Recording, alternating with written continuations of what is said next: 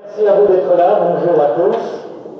Donc cette première table ronde de la journée du dimanche, nous avons voulu la consacrer à la deuxième thématique de ces journées, de cette année, qui, centenaire oblige, nous avons pensé qu'il était utile de se rappeler de la Première Guerre mondiale, dont les deux pays, et la Russie et la France, ont considérablement souffert.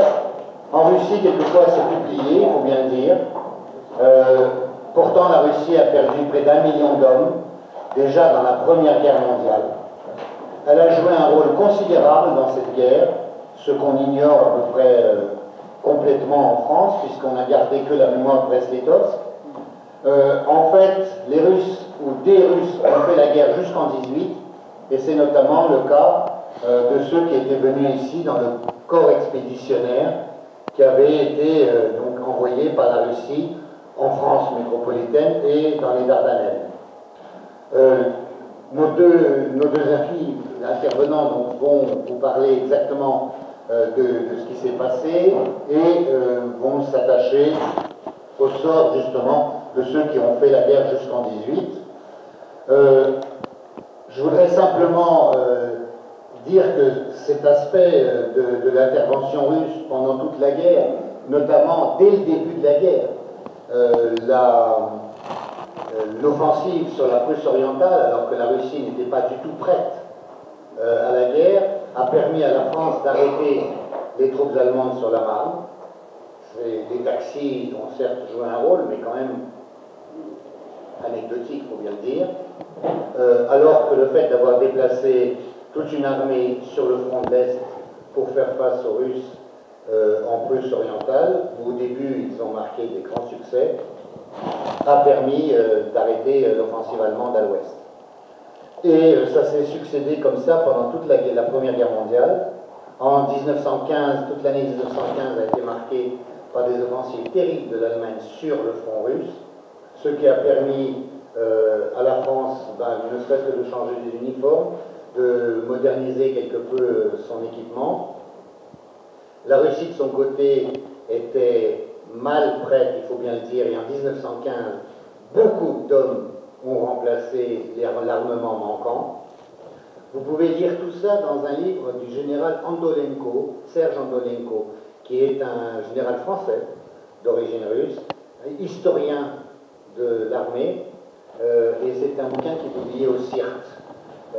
Si vous voulez voir exactement le rôle de la Russie pendant la Première Guerre mondiale, avec des pages peu connues, vous pouvez regarder ce livre-là. D'autre part, en 1916, en revanche, c'est le contraire, l'Allemagne attaque l'Ouest, ce qui permet à la Russie de se redresser, et non seulement de se redresser, mais de marquer des points. Et notamment, vous avez tous entendu parler, je pense, de l'offensive Broussilov en Bessarabie. Vous avez moins entendu parler des offensives qui se sont produites sur le sud, et où les troupes russes sont arrivées carrément presque jusqu'à Mossoul, dont on a entendu récemment parler. Et ce qui fait comprendre d'ailleurs les raisons pour lesquelles aujourd'hui la Russie a dû intervenir en Syrie.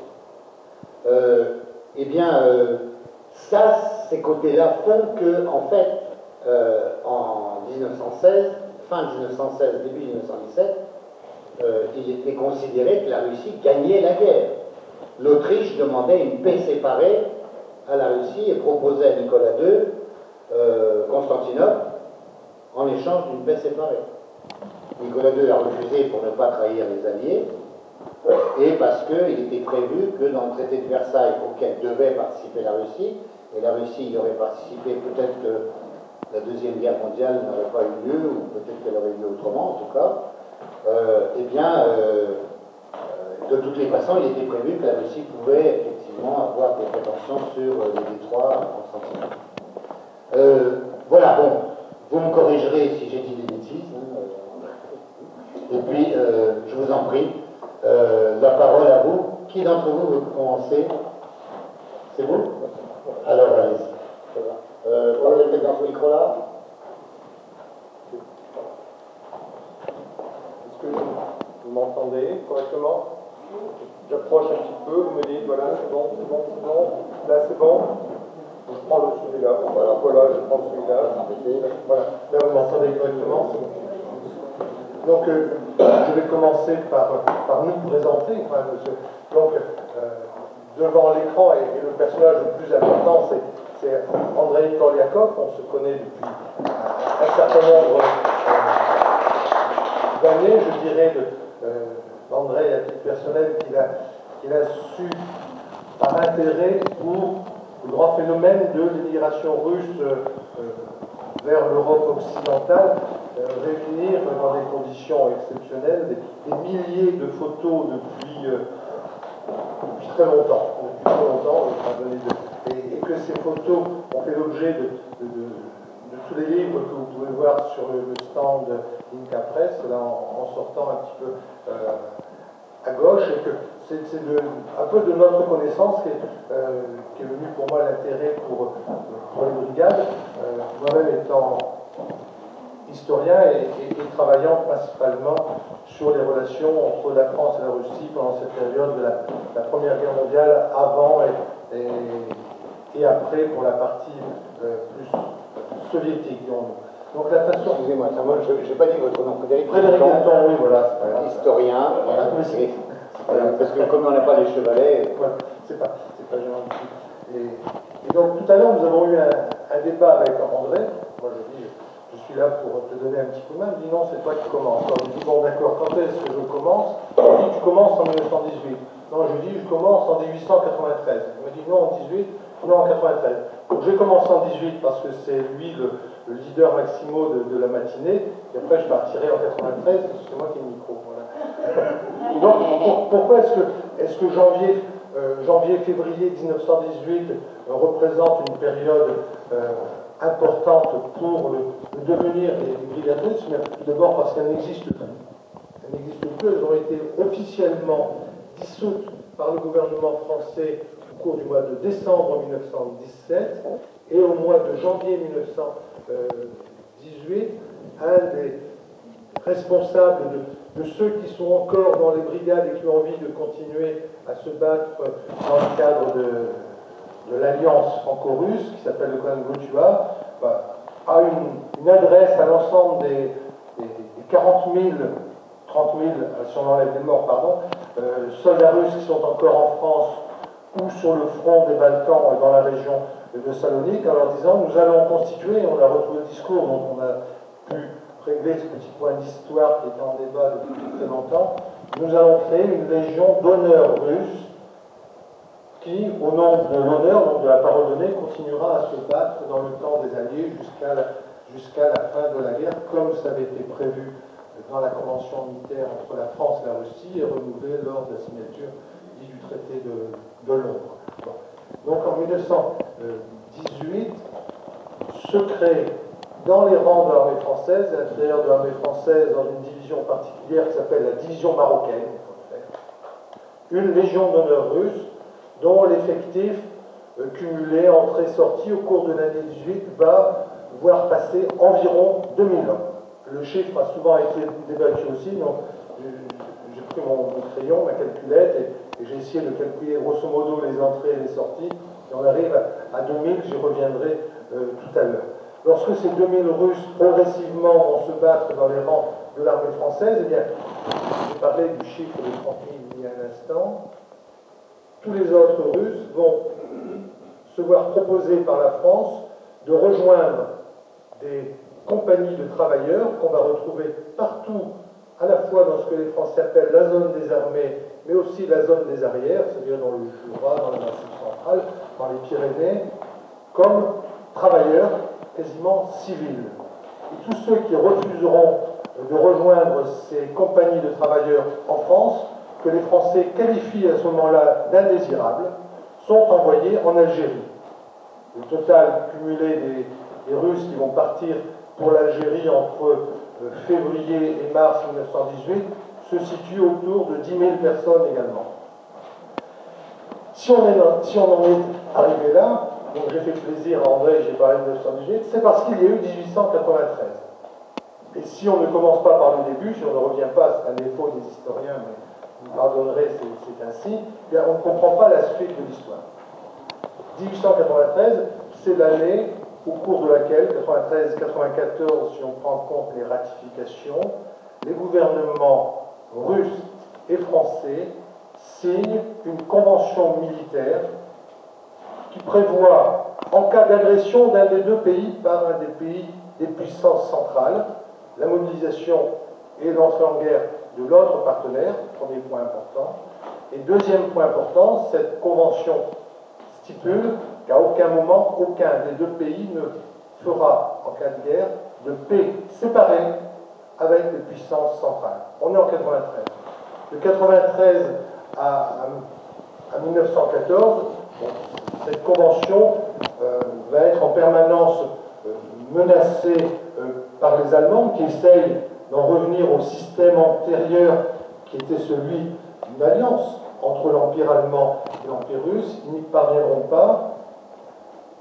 Cette alliance va être bousculée très fortement en 1908 au moment de l'annexion par les puissances centrales par Vienne de la Bosnie-Herzégovine, parce que la Serbie est prête à entrer en guerre en 1908 contre l'Empire austro-hongrois à la suite de l'annexion de la Bosnie-Herzégovine. La France y est totalement opposée. Paris et Londres vont faire une pression très forte sur le gouvernement russe, et le gouvernement russe va faire marche arrière. Et à partir de ce moment-là, les termes de l'alliance, les termes de la convention militaire vont se raidir, parce que on a toujours peur qu'un nouveau texte vienne rompre la convention, rompre l'alliance.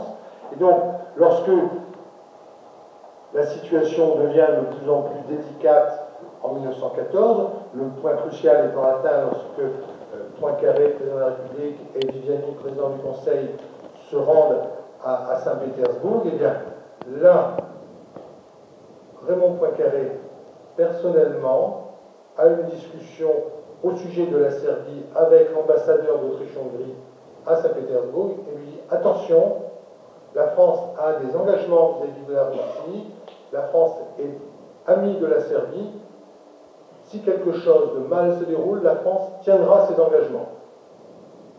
Ensuite, on connaît l'affaire de l'ultimatum envoyé par Vienne à Belgrade, le refus de l'ultimatum, ce qui est normal par la Serbie.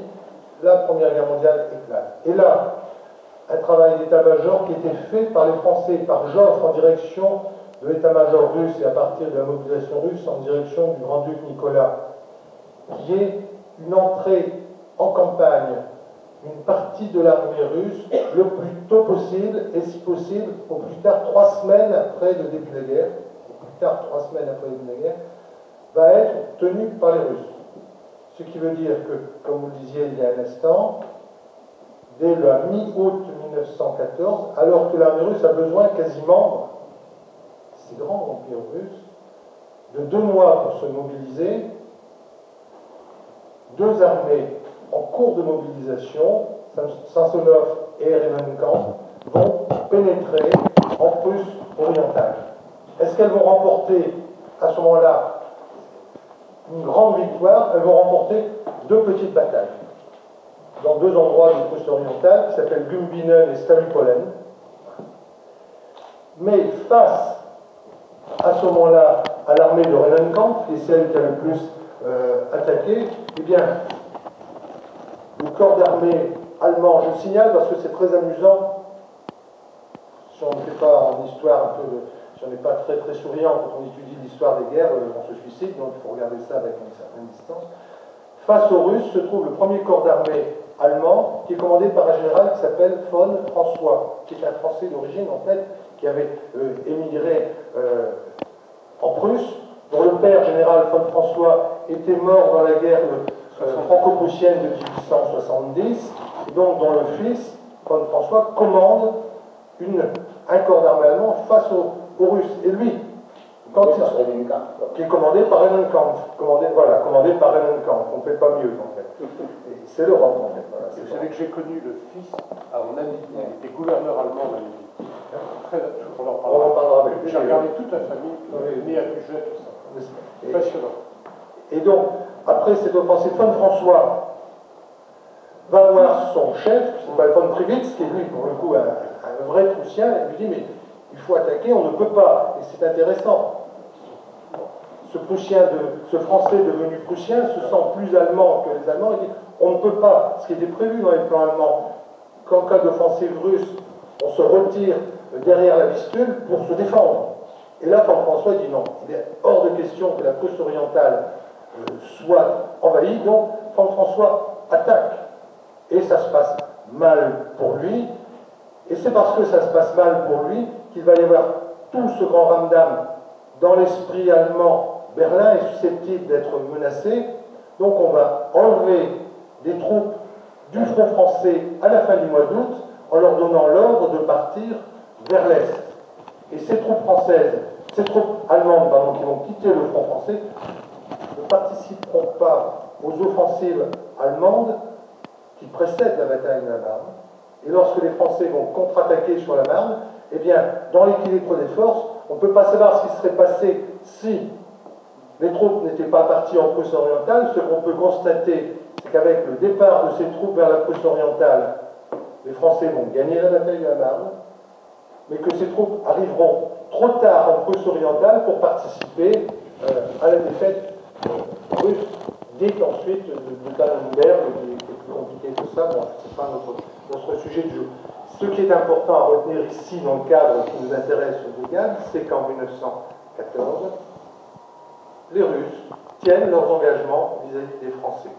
En 1915, les Allemands font un effort important sur le front oriental, et là, les Français vont jouer aussi leur part de la convention militaire, c'est-à-dire que en France, on analyse régulièrement les offensives de Joffre de 1915, en Champagne et en Artois, comme étant des offensives militaires. C'est vrai qu'elles ont coûté à la France beaucoup d'hommes. Mais Joffre estime de son devoir, et le gouvernement français ne s'y oppose pas, de mener ces offensives pour soulager le front russe, qui est directement attaqué par les Allemands. Et donc la Convention continue à jouer en 15. Elle continue à jouer en 16, lorsque, pendant la bataille de Verdun, et ce regard sur les deux fronts est toujours important. Donc pendant la bataille de Verdun, Broussilov attaque, comme vous l'avez dit tout à l'heure, ce qui permet de soulager, cette fois-ci, le front français. Donc, jusqu'à la fin de 1916, on peut dire que la Première Guerre mondiale, sur le front, sur le théâtre des opérations européennes, eh bien, permet à la Convention qui avait été signée en 1893 de remplir sa fonction politique et militaire à l'échelle de l'ensemble du continent européen. Lorsque survient d'un seul coup, à la fin de 1916, au cours de 1916, l'isolement de l'Empire russe, il y a eu l'entrée en guerre de la Turquie, la désorganisation de l'économie russe qui ne permet plus d'approvisionner en armes l'armée russe, et l'armée française qui, elle, subit des pertes terrifiantes depuis le début de la guerre. La moyenne, je me rappelle, pour les Français, la moyenne de soldats français, c'est-à-dire de jeunes hommes entre 20 et 30 ans, tués par jour depuis le 2 août 14, c'est 950 environ tous les jours en moyenne, avec un sommet atteint en août 1914 à la bataille de Charleroi. En une journée, 22 000 soldats français sont tués en une journée. 22 000. Donc il y a une crise dans ce petit pays qu'est la France, qui compte 40 millions d'habitants en 1914. Donc l'idée qu'ont les Français, mais aussi les Britanniques, c'est de se tourner vers la Russie en se disant, mais les Russes sont nombreux, 127 millions, si je me souviens bien, au dernier recensement avant la guerre, et les Français envoient à Pétrograd, maintenant Pétrograd, un sénateur, Muller, qui arrive en décembre 15 à Pétrograd, et qui dit à l'ambassadeur de France, écoutez, je suis venu ici pour faire venir en France 500 000 soldats russes, on est en décembre 15, les départs devront commencer en janvier à raison de 50 000 par mois. Là, paléologue, l'ambassadeur de France dit, écoutez, monsieur le sénateur, ce sera peut-être un peu plus compliqué que ça. La Stavka, donc l'état-major russe, va s'opposer à l'envoi de troupes russes en France. Nicolas II, par souci du respect toujours de cette convention militaire, va imposer cet envoi, et une première vague va se faire avec une première brigade, on va dire 10 000 hommes, qui vont partir pour la France depuis la Russie d'Europe à travers toute la Sibérie jusqu'en Extrême-Orient, vont prendre le bateau, 54 jours de mer. Donc, pendant la traversée de Sibérie, on va descendre parfois autour de moins 35, moins 40. Ensuite, pendant le voyage par le sud, sur les bâtiments, on va atteindre les plus 40, plus 45, donc une amplitude thermique assez intéressante pour le voyage. 54 jours de mer, débarquement à Marseille et déplacement vers les camps de Champagne, où cette première brigade, qui est commandée par le général Ossisky, s'installe. 3 autres brigades vont ensuite quitter la Russie, cette fois-ci par Arkhangelsk, par la route du Nord, pour débarquer essentiellement à Brest, au cours du mois d'août 1916. Et on se retrouve à un moment donné donc avec 40 000 soldats russes qui se retrouvent pour 20 000 sur le front de Champagne et pour 20 000 sur le front de Salonique. Pourquoi sur le front de Salonique? Eh bien parce que les Français y sont très nombreux, qu'ils ont déjà installé en 1916 à leur côté sur le front de Salonique une armée serbe de 120 000 hommes, et ce qui reste de l'armée serbe après sa traversée pendant l'hiver 15-16 des montagnes albanaises, sa reconstitution par les Français sur l'île de Corfou et son transport à Salonique. Donc les Français commandent au cours de l'année 16 à Salonique une armée composée d'à peu près 100 000 Français, 120 000 Serbes et 20 000 Russes, et donc 20 autres 000 Russes qui sont en France. On est maintenant en 1917. Et là, l'année 17 va être pour les brigades absolument terrifiante, parce qu'ils vont vivre une alternance d'événements qui se déroulent chez eux, en Russie, dans la mer Baltique, et en France. Il va y avoir cette conjonction des événements russes et des événements français qui vont arriver comme une surcharge, en fait, sur les brigades. Premier événement, bien sûr, la Révolution de février, l'abdication de Nicolas II et le premier gouvernement provisoire. Une des décisions fondamentales prises par le premier gouvernement provisoire, c'est le prikaz numéro 1, l'ordre numéro 1, qui dit que la hiérarchie ne vient plus du haut vers le bas, comme ça se fait dans toutes les armées du monde, mais du bas, comme unité de soldats, vers le haut, des soldats qui peuvent. Et les soldats vont, en Russie, comme en France, s'emparer du prikaz numéro 1, en disant, bon, maintenant, à nous de décider. À nous de décider.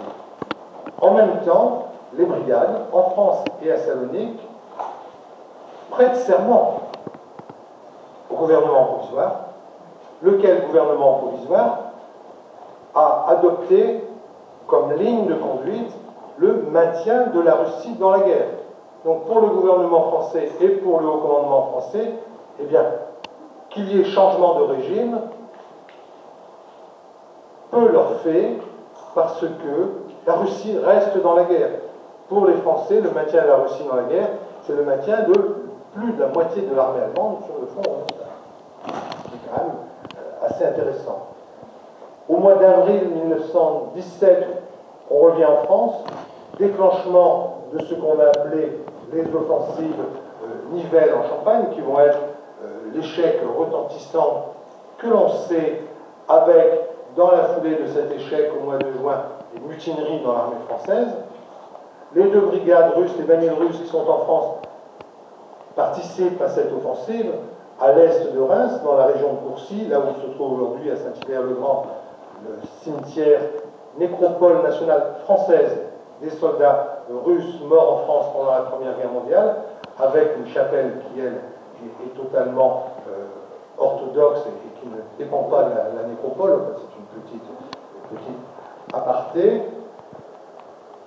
Lors de ces offensives, un des endroits où on se bat bien, eh bien, c'est dans ces 2 brigades russes, donc qui en dépit du prikaz et après avoir signé, après avoir prêté serment au gouvernement provisoire, vont libérer le village de Courcy, voilà, qui aujourd'hui, c'est un lieu de mémoire intéressant parce que vous avez dans une même géographie, on pourra en parler au moment des questions, un certain nombre de lieux de mémoire russes remarquablement intéressant d'un point de vue intellectuel et aussi en termes de vision, en fait.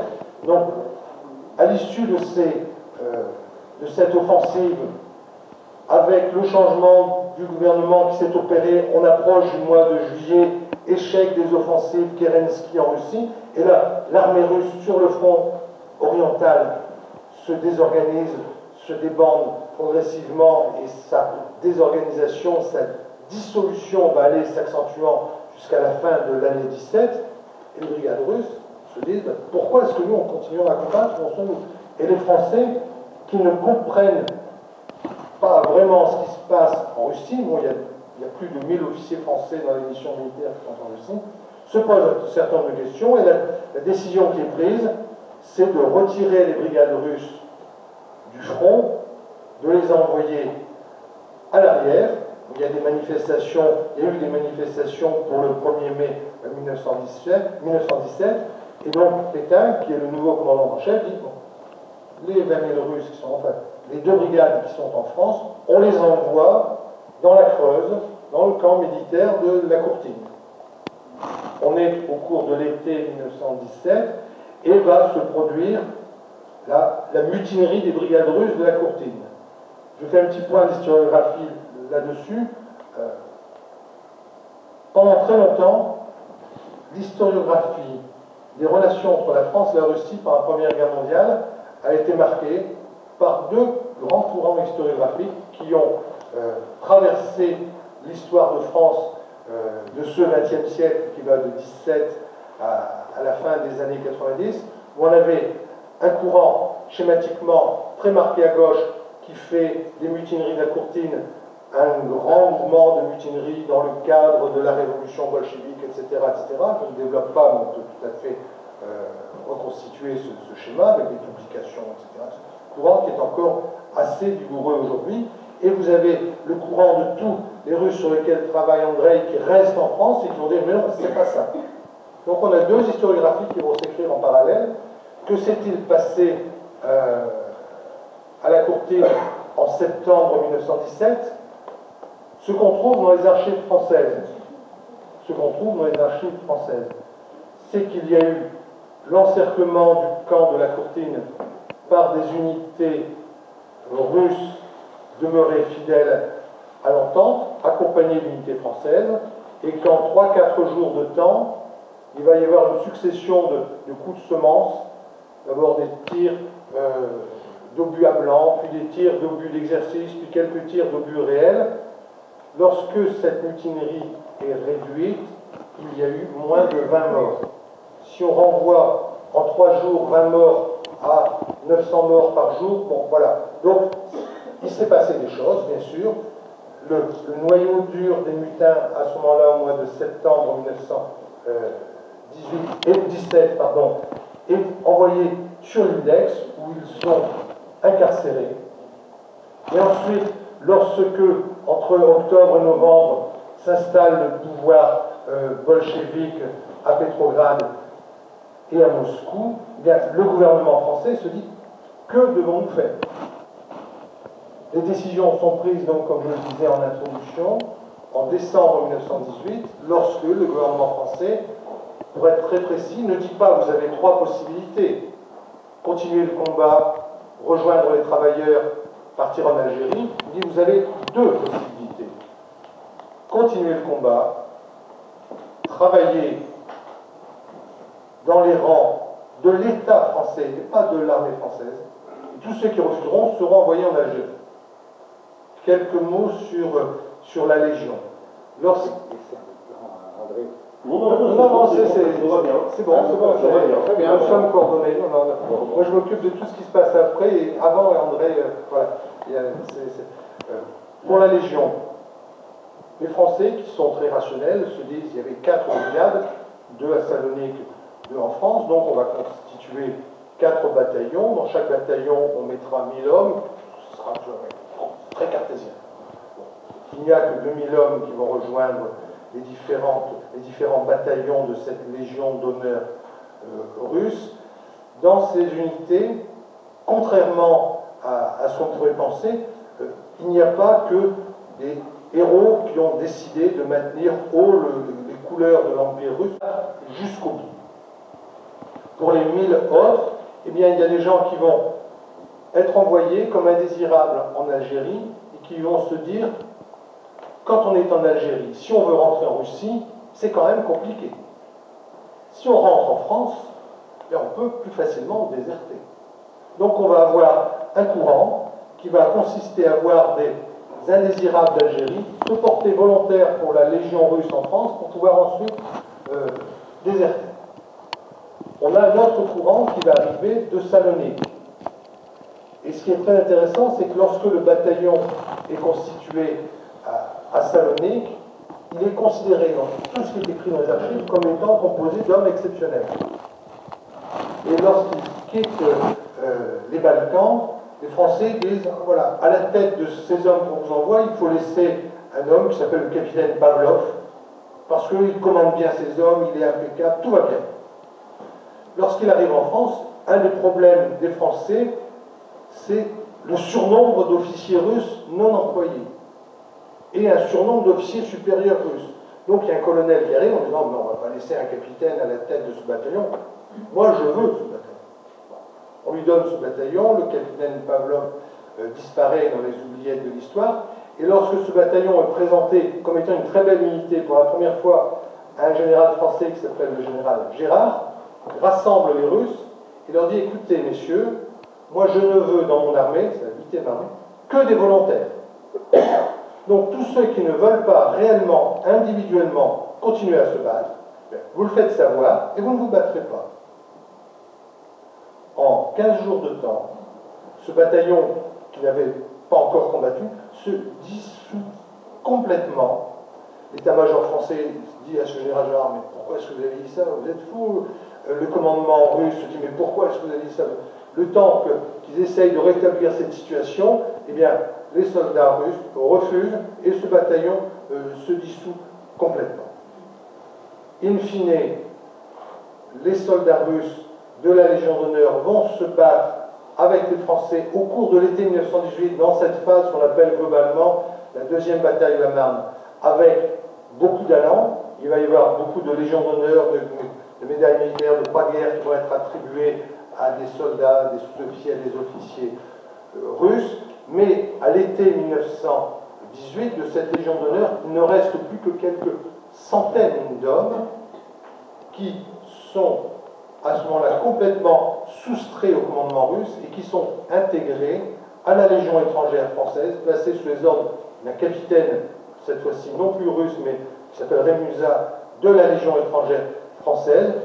Mais ces hommes, avec ce capitaine Rémusat, vont se battre dans les rangs de l'armée française jusqu'à la fin de la guerre et ont même participé, pour certains d'entre eux, à l'entrée en Allemagne.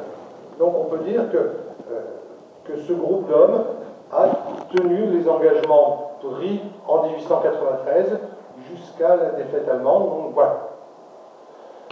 Que sont devenus globalement les travailleurs qui sont en France?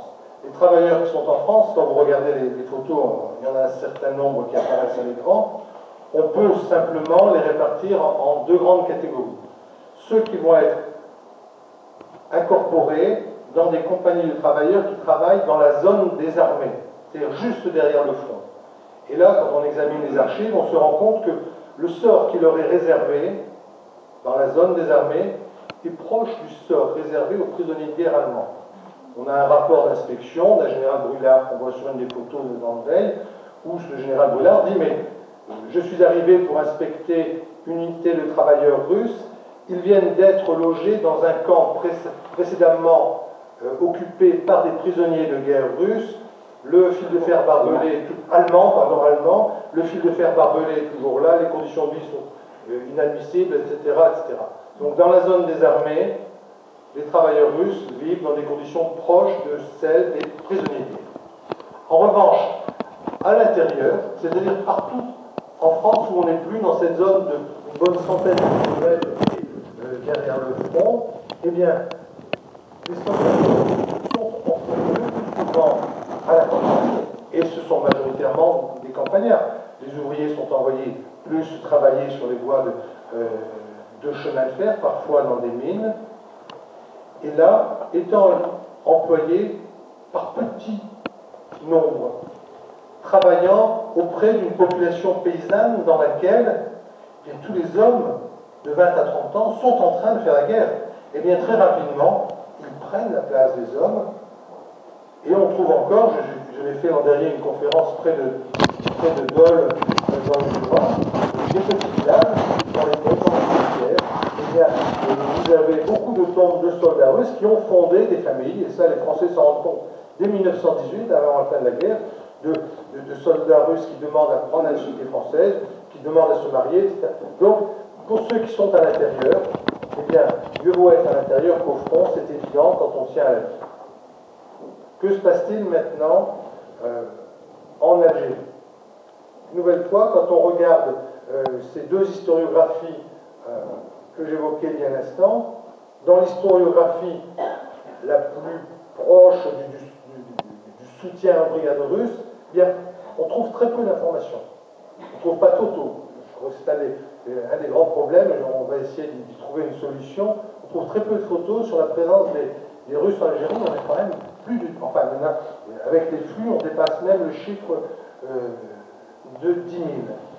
Dans l'historiographie, que je qualifierais plutôt d'une gauche parfois extrême, ils sont déportés en Russie, ils sont déportés, en Algérie, point, et là on assimile presque intellectuellement le désert des confins algériens à une déportation dans le désert froid de Sibérie. Une nouvelle fois, lorsque ces hommes arrivent en Algérie, eh bien, il y a un temps chronologique. La chronologie est très importante. Avant leur arrivée et pendant leur arrivée, janvier, février, mars 1918, tout se retrouve dans les archives, c'est une crainte absolue des Russes qui arrivent. Crainte absolue. Pourquoi? Et on les trouve sous la plume de deux personnages importants en Algérie. Le général Nivelle, celui qui commandait en chef en 17, qui maintenant a été limogé en Algérie. Il commande en chef toutes les troupes françaises de l'Afrique du Nord. Il n'y a pas grand-chose à ce moment-là.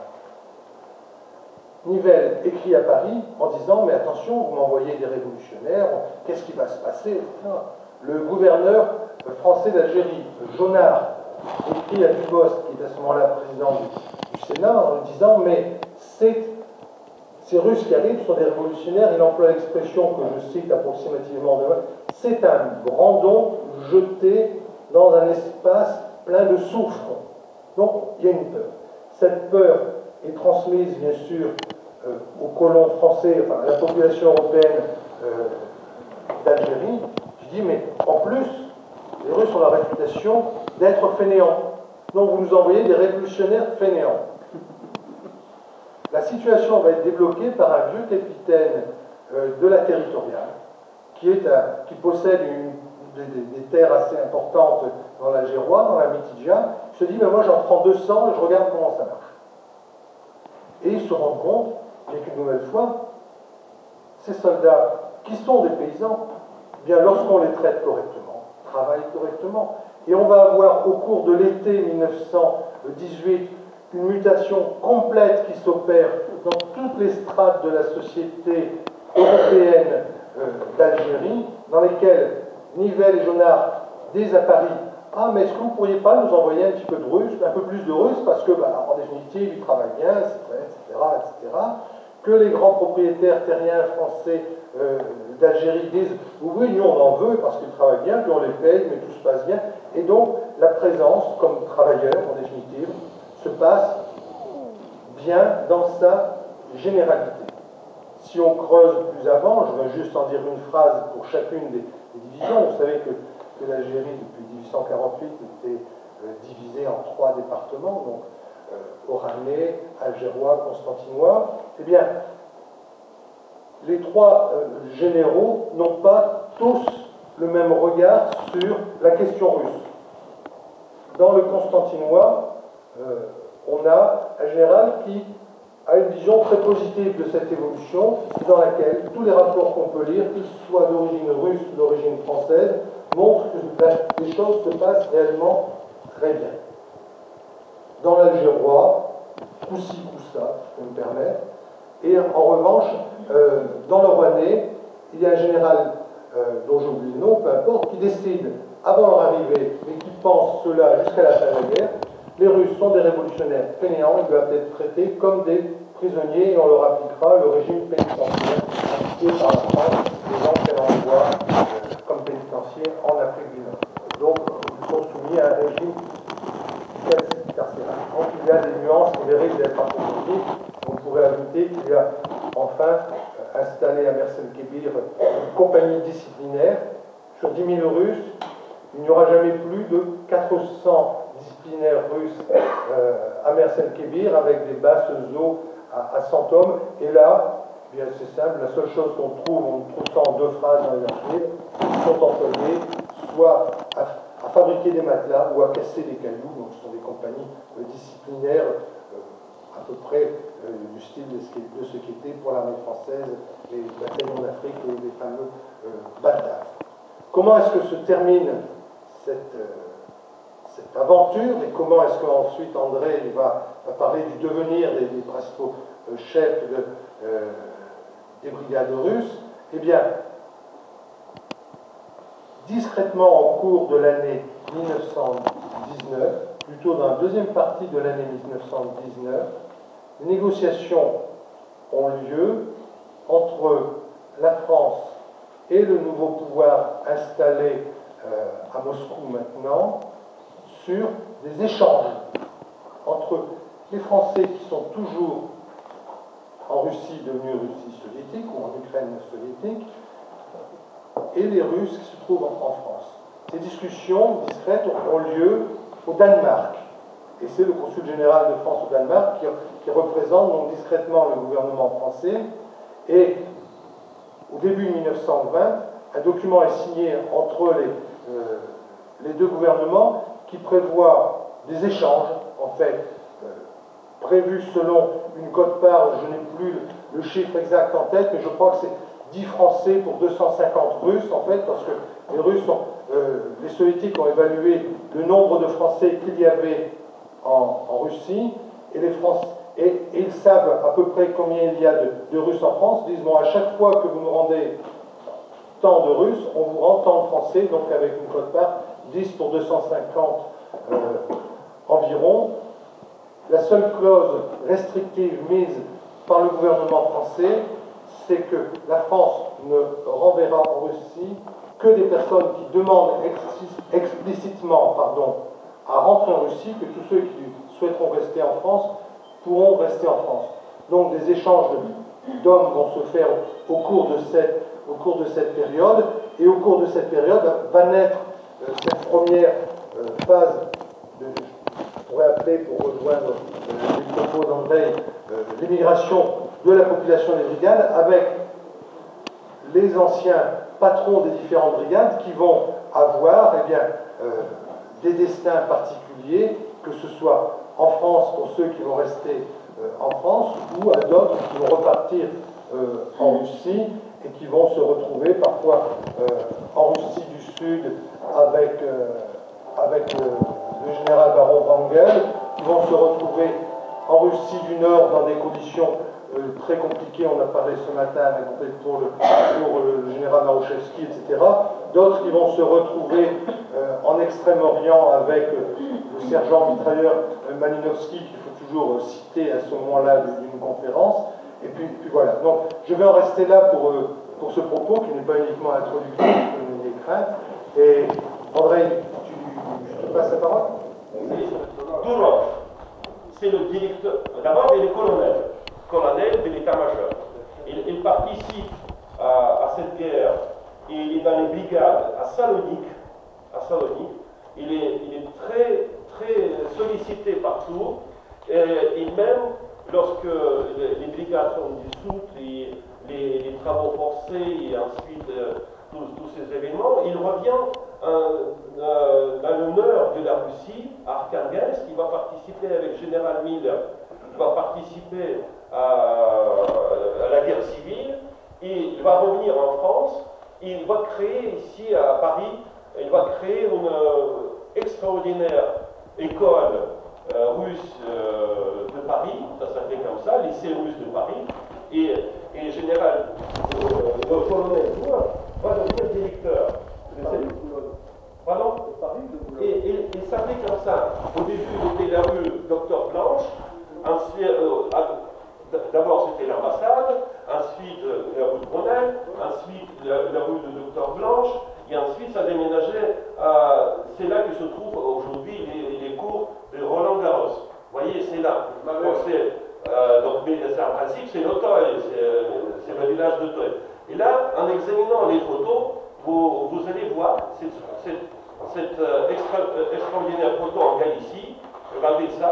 Donc, c'est le logiciel de reconnaissance faciale va proposer ce monsieur qui, derrière le colonel, ici il est capitaine de l'état-major, il va proposer ce monsieur comme ressemblant énormément à Drasdowski, qui est un général Drasdowski, héros de la guerre civile, etc. Et finalement, donc j'ai appelé la fille qui a aujourd'hui 97 ans, il va avoir cette année 98 ans, il est toujours en pleine forme. Donc c'est Tatiana Dolor qui m'a dit que, en lisant le dos de cette photo, c'est le capitaine Drasdowski.